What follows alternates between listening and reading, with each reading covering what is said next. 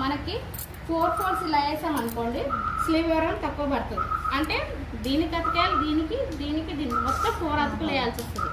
అలా కాకుండా మనకు ఎంత కావాలో ఒక 10.5 స్లీవ్ వరం అనుకోండి, అంతే ఫోల్డ్ చేసుకున్నాం.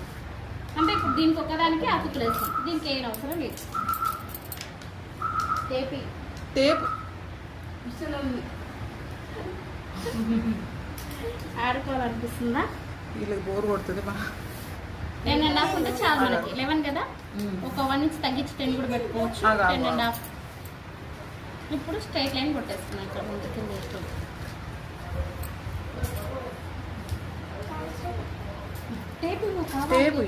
కొద్దిసేపు ఇగో నా దగ్గర తీసుకోపో.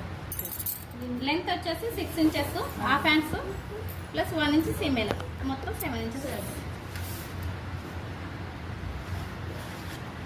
స్లీవ్ డౌన్ వచ్చేసి 3 ఇంచెస్.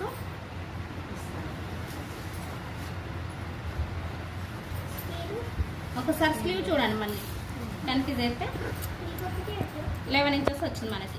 10.5కి ఒక హాఫ్ ఇంచ్ 11లో సగం 5.5, 5.5లో సగం 2 3/4, ఇక్కడ కూడా 2 3/4, ఇక్కడ పావు ఇంచు, ఇక్కడ హాఫ్ ఇంచ్.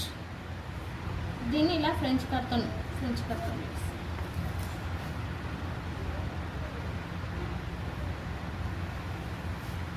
ఇలా మార్క్ చేసి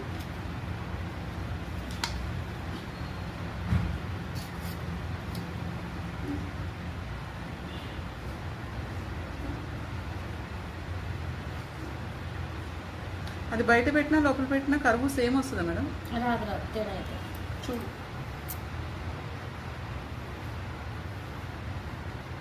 దీన్ని లోపల నుంచి పెడుతుంది. లేదు తేడా ఉంటుంది. మనం దేనికి ఎలా తీసుకోవాలో అలా తీసుకోవాలి. ఇది హ్యాండ్కి ఇట్లా ఉంపు తీరాలంటే ఇట్లా మార్క్ చేసుకోవాలి, ఇలా తీసేసుకోవాలి. చూసారు కదా ఇప్పుడు హ్యాండ్ ఇది హాఫ్, ఇక్కడ పావు, ఇది కొలిచి మిడ్ పాయింట్.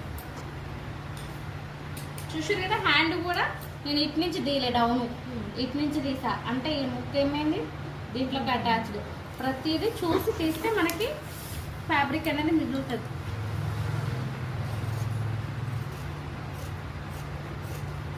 అటు నుంచి తీస్తే రాంగా రైట్ అని కాదు, కానీ ఫ్యాబ్రిక్ ఎక్కువ మిగులుతుంది, అంతే తేడా.